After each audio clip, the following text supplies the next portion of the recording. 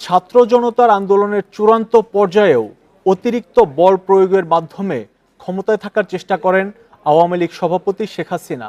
আরও রক্তপাতের মাধ্যমে তাকে ক্ষমতায় টিকিয়ে রাখতে সশস্ত্র বাহিনী ও পুলিশের শীর্ষ নেতৃত্বকে চাপ প্রয়োগ করেন শেখ হাসিনা, জানিয়েছে বিভিন্ন সংবাদ মাধ্যম।